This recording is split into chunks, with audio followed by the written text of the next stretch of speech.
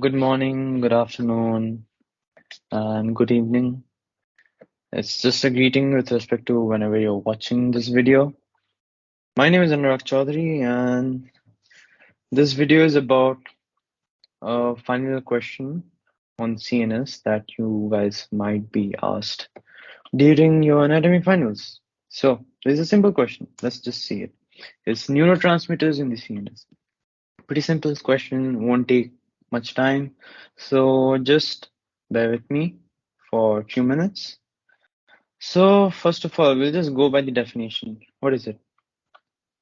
Uh, well, neurotransmitters, as you know, is a chemical substance that carries signal from one neuron to another or from one neuron to a target organ, and it has it has a stimulating effect, it has an inhibitory effect, it has a modificational effect. So, but before mentioning about neurotransmitters, there are some prerequisite knowledge that you need.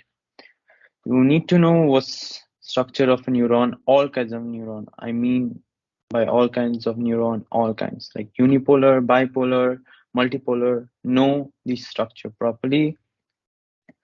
Uh, the next thing that you have to know is how are these electrochemical impulses traveling from one neuron to another or from one neuron to the target organ.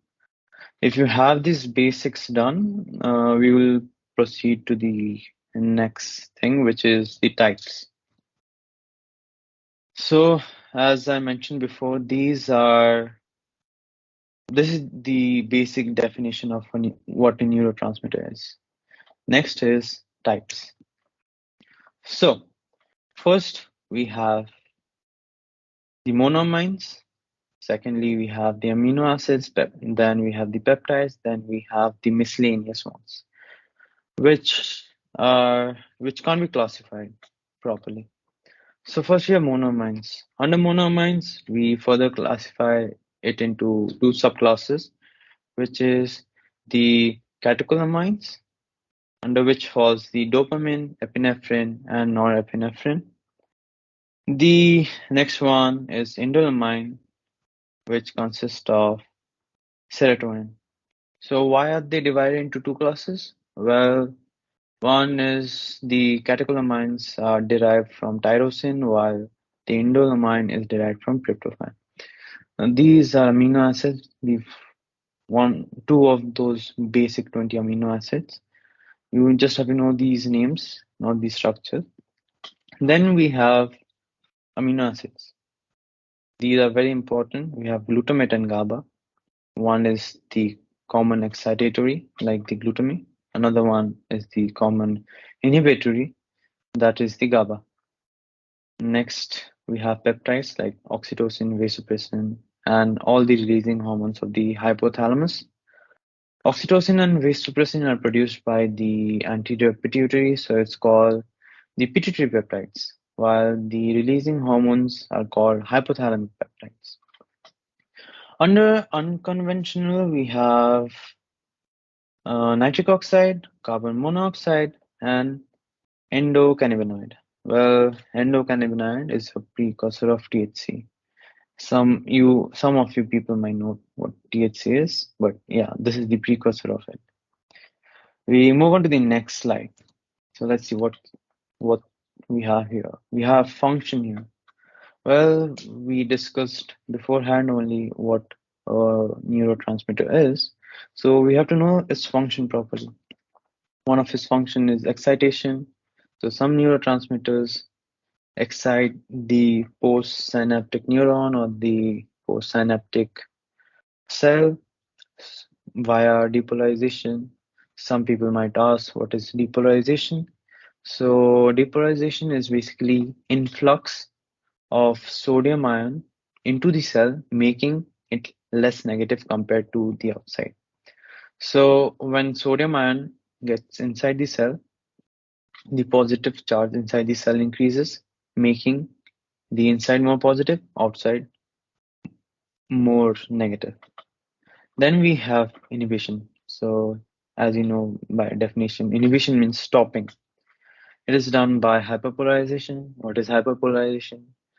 Hyperpolarization is basically efflux of sodium, where sodium is pushed out of the cell, making the inside of the cell more negative and outside of the cell more positive. And this is done so that the the required member the threshold potential is so that the threshold potential is not met. Then we have modification of impulses. So basically you can change the amplification of the signal by changing the amount of neurotransmitter that is released. So basically change in strength of signal with the help of change in amount of neurotransmitter release. More the neurotransmitter, more powerful the signal, less the neurotransmitter, less powerful the signal. That's all you have to know. And then we have few important neurotransmitters being mentioned here. As I said, glutamate, the main excitatory neurotransmitter in the CNS. It is involved in the limbic system, the basal ganglia system. We have GABA, the main inhibitory neurotransmitter in the CNS. It is involved in the basal ganglia pathways. We have acetylcholine. It is also found in most of CNS, PNS, and also in neuromuscular junction. But when we are talking of neuromuscular junction, uh, neuromuscular junction, in case of skeletal muscles, it is excitatory. In case of cardiac muscles, it is inhibitory. Then we have dopamine. It is excitatory in nature and is involved in the regulation of basal ganglia pathway. And it is produced in the substantia nigra. It's really important to know where it is produced. Then we have serotonin. It is inhibitory in nature, produced in the raphe nuclei of the reticular formation. For serotonin, that's all you have to know. Then we proceed to these structures. Well, structures are not important. The names are really important. These structures will be important for you next year in second year. So you don't have to pay much attention to these structures. Next, we have the action of neurotransmitters. So how is the signal propagated? That's what we have to know here.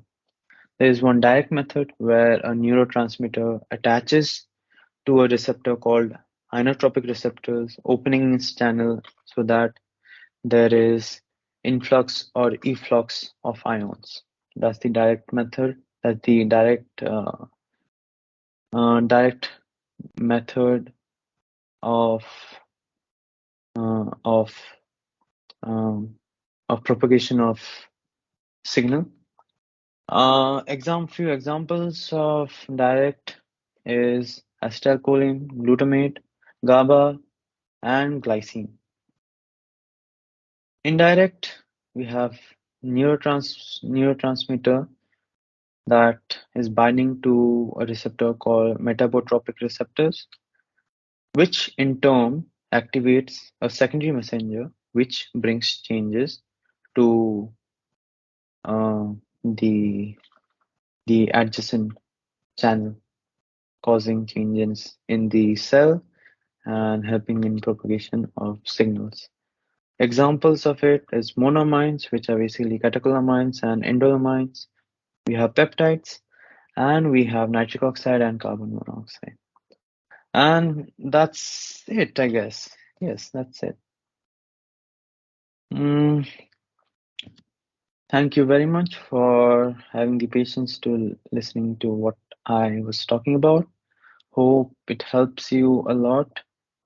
And if you get this question in exam, you can write whatever I wrote in the PPT, and I guess the professor would be happy with the answer because it covers everything that you need. Thank you. Well, here it is. Let's meet.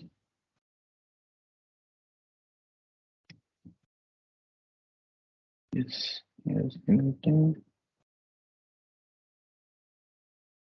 And here I stop sharing. So, bye guys. I hope it was helpful for you. And if you have any doubt, you can just contact me. Thank you. See you later. Bye bye.